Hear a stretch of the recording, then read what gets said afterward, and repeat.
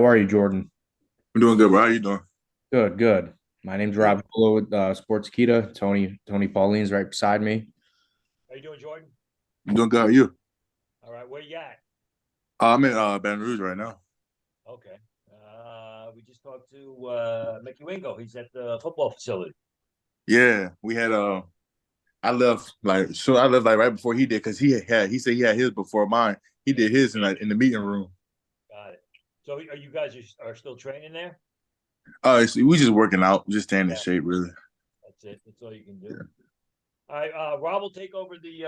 We'll start with the main part of the interview, and then I'll just ask you a couple questions at the end. We'll get you out of here real quick. Thank you for joining us. Okay, no doubt. All right.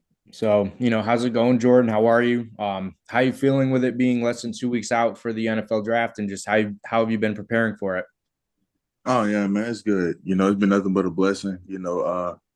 God bestowed His favor, upon me, and not just me, just everybody in this draft. We're all just blessed to be in this position that we're in and just make a better life, and fulfill our dreams. I just been, just taking it one day at a time, really. Taking it one day at a time, just continuing to work out, stay in shape, just count down the days.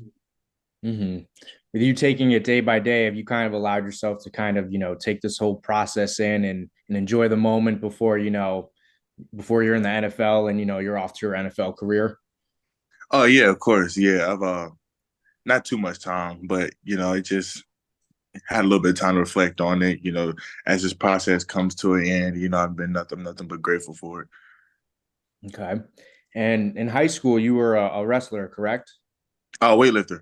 Weightlifter. Yeah. Um, so just talk about how you were able to pick up on that early on and how that kind of helped help you into becoming the player that you are today. Yeah, it's just different types of trainings, and I did train with wrestlers, because that got my wind and stuff up. But just taking what I would do, in competitions and meets and stuff like that into on the football field, it correlated a lot easier. Actually a lot easier than what people really think. But it wasn't too bad. It's just one of those things where you become good at something and it just correlates to the field. Okay.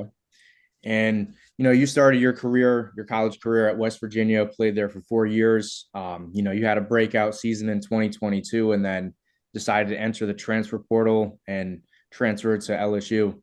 What made you decide to transfer to LSU, and what other teams were you kind of thinking about?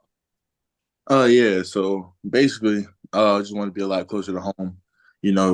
So when I was at West Virginia, I was actually 14 hours away from home. So, it's kind of hassle on the family trying to get up there and get to games. I know they really wanted to be there and stuff.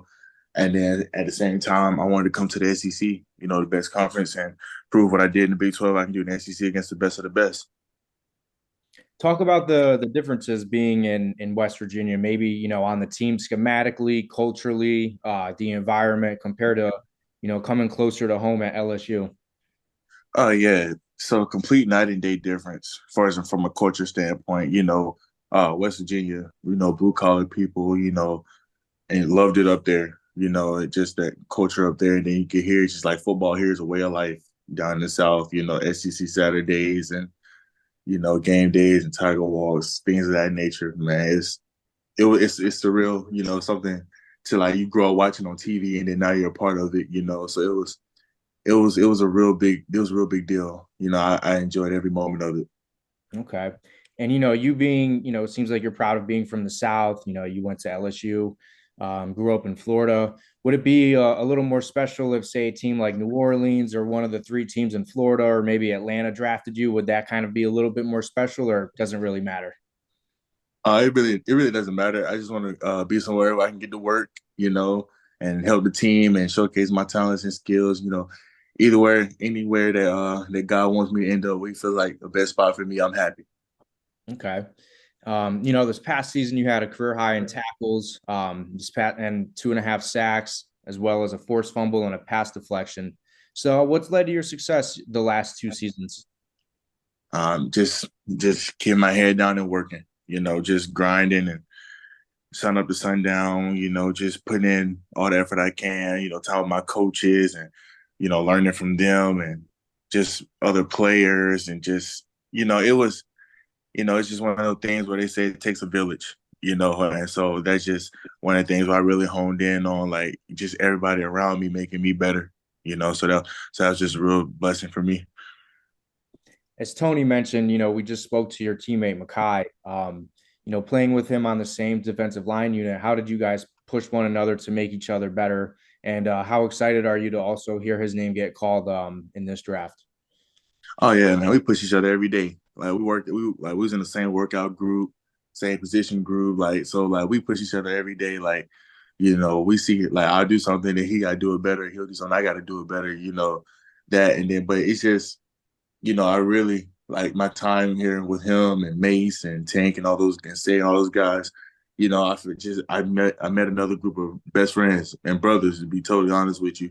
And so just being able to go and to hear his name, basically name called, it's real surreal. Like it's a blessing that we all in the same draft, fulfilling our dream. You have two more teammates of yours on the opposite side of the field, Jaden Daniels and Malik Neighbors. They're going to hear their names very early on. Talk about the impact that they had on the offensive side of the ball and how proud you are of them for, being going to be drafted very early on. Oh yeah, I'm very proud of those guys. Those guys are next level elite guys, And then just one word to describe those guys, they're just explosive. They're explosive and they're playmakers, So it was always good watching them being able to take the top off of defense and just, using their natural ability and natural talent and just the stuff that they work on and just to see it come together in the game is special. Mm-hmm. And you participate in the Senior Bowl, right? Right. Just talk about your experience there and how you think you benefited from going against some of the nation's top offensive linemen and just players.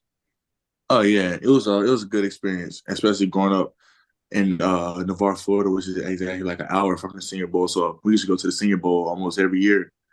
So from going to the Senior Bowl, watching it to playing in it this year, like it was it was a good moment, and then playing against the, like you said, the top guys in the nation, like that was a pretty big deal, just showcasing my talent, and then also them showcase their best and their talents as well. So there's a lot of good competitions and a lot of good work.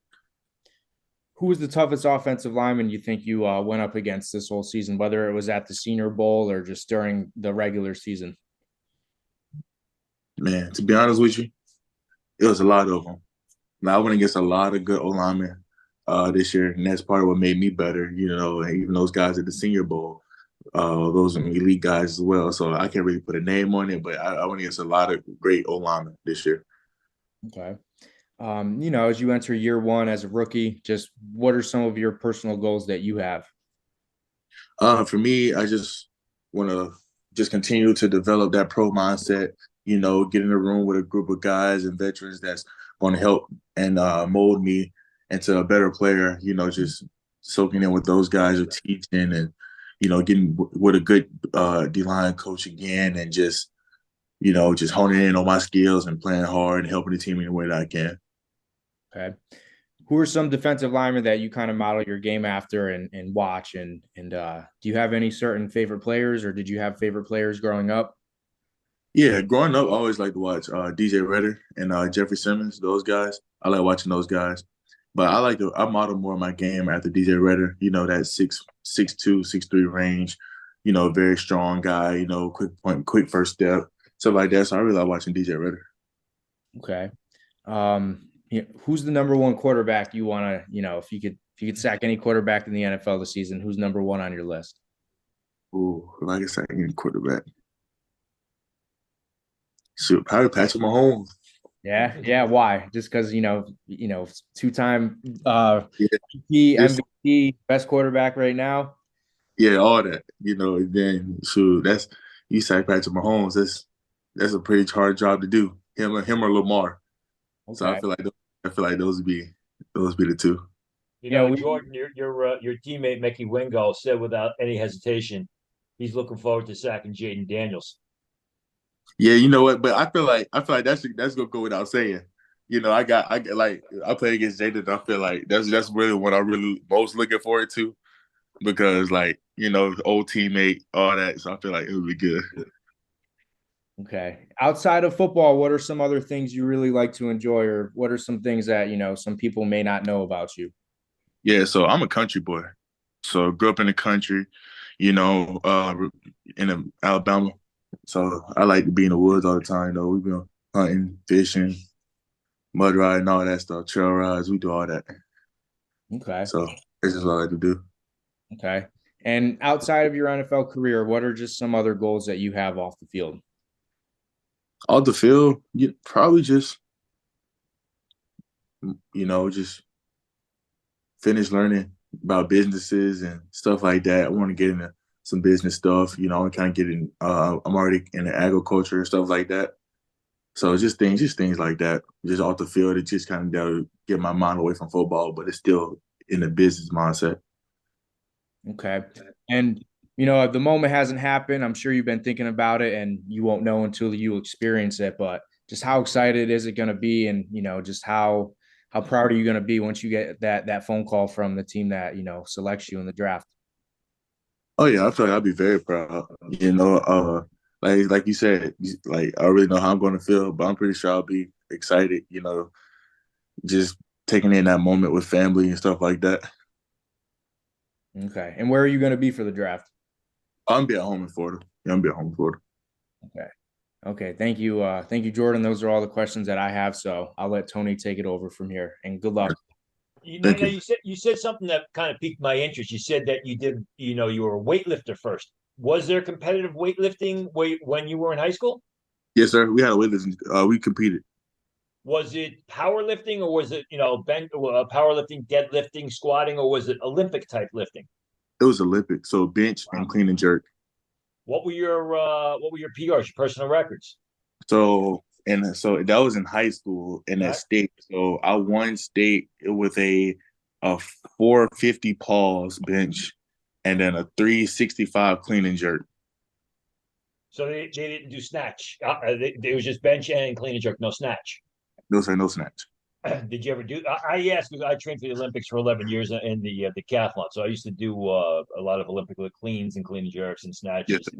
Yeah, I guess the snatches could be kind of dangerous if you don't do it Right, correctly. right. Now, Navarra, you're not too far from Pensacola. You mentioned how you used to go to the Senior Bowl. Was there was there any interest in Florida State? You going to Florida State? Florida State recruiting you? So they recruited me for a bit, and then because I was actually Florida State actually called me 2 days before signing day. What about any of the Alabama schools, Auburn or University of Alabama? No, so I didn't have those come out of high school. Got it. Um, a lot of people view you as a nose tackle at the next level. What's the sort of mentality that you have to play that position on a Sunday? A dog mentality. You gotta be you probably gotta be the biggest a-hole on the field. To put it in simple terms. You can't get, you can't get punked over. Like it's just a dog mentality. You gotta be disruptive, you gotta be dominant literally every snap. Because that one play that you take off, that'll be the play that they gas you. And it's all on you. So it's just like you got that big responsibility. And a lot of time people don't really look at it as like that, but it's one of the biggest responsibilities on the field. And it's also a position where you get kind of beat up in the middle. I mean, you're basically, while you're giving a pounding, you're taking a pounding as well from the blockers to, if you're not making plays, occupy the gaps and free things up for your teammates. Correct? Right, right. Um, at, have you been on any? You were at the Senior Bowl. You were at the Combine. Have you been on any official 30 visits? No, sir. No, I haven't taken any 30s yet. So, well, I just That's had a what. lot of Zooms and stuff though. There you go. My next question: guys who go to the Senior Bowl and Combine haven't had many official 30 visits unless there's some sort of question as to what type of scheme they're going to play in. It's all Zoom calls. Are teams talking to you about playing the zero technique nose tackle position a lot, or what have they talked to you as far as your role on Sunday? Yeah, so a lot of them been talking about nose, and but the good thing about me is, sir, I'm versatile. So I can play that nose, I can play the 2 eye, I can play the three. So that just adds to my toolbox and making me versatile. But a lot of teams have been talking about me playing those anywhere from the zero shade to one technique, that area. You went from West Virginia to LSU. Did you feel a major step up in competition early on? To be honest with you, sir, not really. Not really. It's Big 12 do some things that the SEC don't. SEC does some things that the Big 12 doesn't. You know, so it's just the different, just like different things as far as that. But as far as like a huge night and day difference, no, sir, it's not really that. What would you say is the biggest difference between the conferences as far as you lining up on the other side of the ball? Big 12 is a lot faster. Really? Big 12, like this is no lie. Big 12, it was averaging 80, 90 snaps a game. Got SEC, you're touching 60, 70 at most. And then Big 12 teams run a lot of tempo, like a lot of tempo. They run fast paced sideline to sideline, stuff like that. SEC ball, they're downhill, uh, gritty on gritty, pound, pound, stuff like that. So as far as playing in the Big 12, not only do you got to work on, your weightlifting, but you better be in pretty good condition or you're going to get gassed early in those games. Of course. Of course. What type of a conditioning do you do? Aerobic type conditioning do you do to get yourself prepared for that? Oh, yes, sir. So up there, so I tell everybody, like up there, I had one of the best strength coaches it is, Coach Mike Joseph, and that staff, Coach Mitchell, Coach Alex Mitchell, Coach Chris Allen, those guys, they're next level guys. They're next level, and so they really trained us from a condition standpoint. We did a lot of fast paced tempo conditioning, just to get us ready for that. And at the same time, we're pounding in the weight room and just our complete off season, just really prepared us for the season. That's it from me, Jordan. Listen, good luck to you. Hope we have you get to hear your name called sooner rather than later, next 2 weeks from now, and I'm sure you'll be successful wherever spot you play on the defensive line on Sunday. Yes, sir. Thank you so much for your time. All right. Thank you, Jordan. Good Thank luck you. with NFL. Thank you. All right. Take Have a care. good day. Have a good weekend, man. You too.